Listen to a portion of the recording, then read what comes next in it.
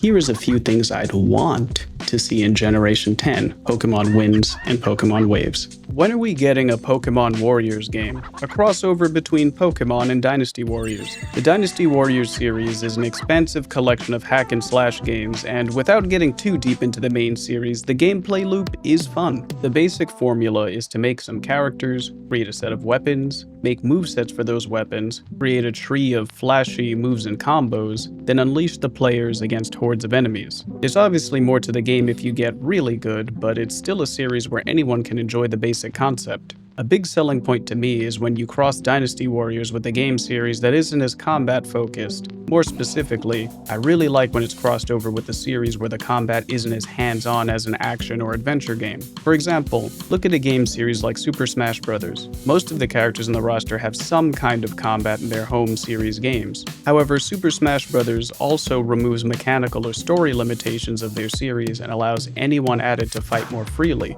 Mario characters aren't limited to jumping on enemies. Star Fox characters aren't limited to vehicles, side-scrollers aren't limited to stiff movement, and all the turn-based JRPG characters aren't limited to turns or menus. Everyone can get friends together, pick their favorites, and just start fighting. This concept isn't limited to Smash Bros., by the way. The reason I picked up Ultimate Marvel vs. Capcom 3 is because Phoenix Wright, of all people, got added as a fighter. Ace Attorney is kind of a courtroom visual novel with no kind of physical combat. Physical abuse? Yes, a lot of it actually, but not traditional combat. Yet, we got a chance to have a moveset and fight using him, and Maya. All these games give us control of characters in a different way that is nice to experience at least once, before going back to how the home series usually plays. Now, in Smash Bros., Marvel, and other fighting games, because the rosters are so big and there are so many games, there is a sustainability issue that prevents adding too many characters from the series. Here is where crossover games like Dynasty Warrior crossovers thrive. Unlike a fighting game roster where half the roster is dedicated to fighters that we've used like a million times in existing fighting games already, Dynasty Warriors games set in the world of another game allows us a whole roster of characters that play differently. Hyrule Warriors was a crossover that allowed us an opportunity to play as a ton of previously unplayable Zelda characters.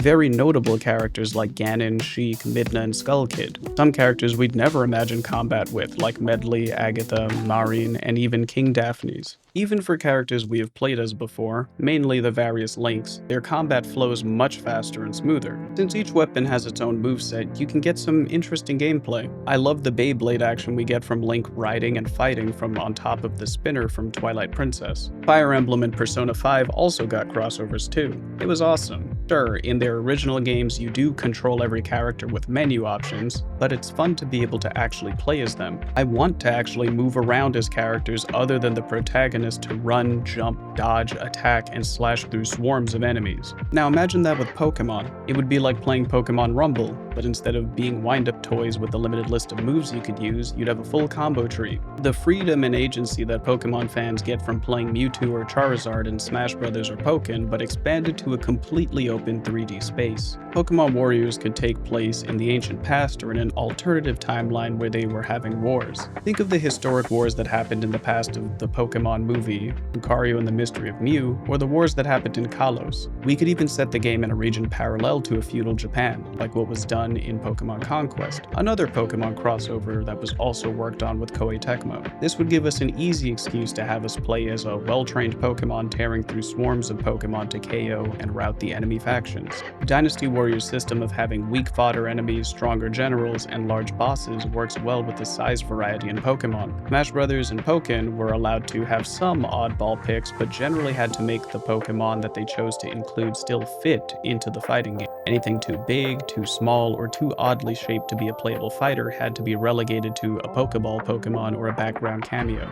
A Pokémon Warriors game could genuinely include any Pokémon into it. Small and average-sized Pokémon can be the general fodder enemies for various kingdoms, villages, or natural environments. The beefier generals or captains can be larger Pokémon like Agrons and Rhyperiors. Finally, the large bosses and titans can be huge Pokémon like Steelix or some plot-relevant legendaries in the endgame. The roster size could be something like 30 to 60 60 playable Pokemon movesets. Hyrule Warriors had 29 playable characters, which is quite a lot already, but when you consider that different weapons effectively work like a different character moveset, the number is more like 42 characters. Fire Emblem Warriors had 32 characters because each character only had one weapon. I know the range sounds pretty big, but it could be manageable. Link and Hyrule Warriors had around 8 unique movesets, and while the weapons and attacks were different, they could use the same character model and just animate him differently. This saved more time and effort compared to having to make a new model and a unique character for each moveset. Pokemon has access to mechanics like Mega Evolution, so Mega Evolution could function like an unlockable moveset for a character. Since some fan favorites like Charizard and Lucario have 2 Megas, it makes sense to expand the roster since some assets and animations can be repurposed.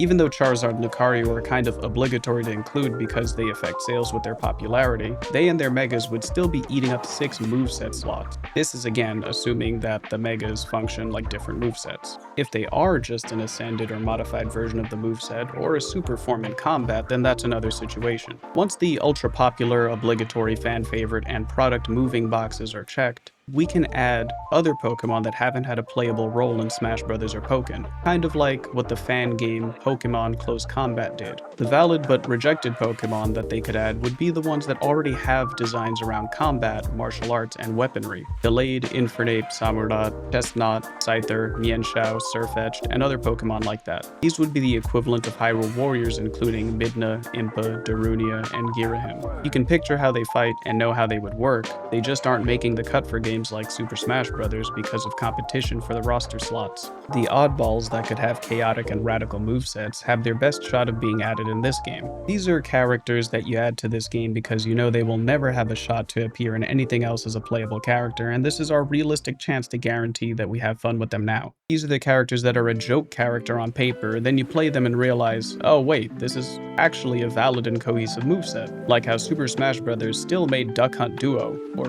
rather Trio, a fully fleshed out character that blends in with the rest of the roster while still representing game history. In Pokemon Warriors, this could work for many Pokemon. Yanmega fighting like a sound-based shockwave stealth bomber, Sharpedo zooming around the battlefield with torpedo and bite-related attacks, a Donphan using Tusk and Trunk strikes, stomps, and variations of its rolling attacks to deal damage, Pinkaton scurrying around swinging that gigantic hammer. Plenty of valid options. Finally, the truly out-of-left-field characters that are definitely jokes but recontextualized to be valid combatants for the fun of it. This would be the Piranha Plant equivalent, a random enemy from an overrepresented series that maybe 3 people on the planet actually asked for, but still a fun, loved, and viable character in the roster. For our Pokemon Warriors game, this would be implementing goofy Pokemon like that, a Spheal that rolls around basically playing a pinball game in the middle of a war, somehow making a cohesive Diglett hit-and-run style moveset that pushes the limits of how much of Diglett's body is shown, a Spinda that is accidentally devastating the battlefield with a long chain of clumsy accidents. There is so much potential considering how well Koei Tecmo has done with Dynasty Warriors crossovers and with Pokemon spin-off games. I'm just asking that they pop those existing good things together one day. If not that, then give me my Xenoblade Warriors game. Let me know what you think and what wishes you have for Generation 10 or a future generation in the comments below. Thank you so much for watching, and I will see you some other time.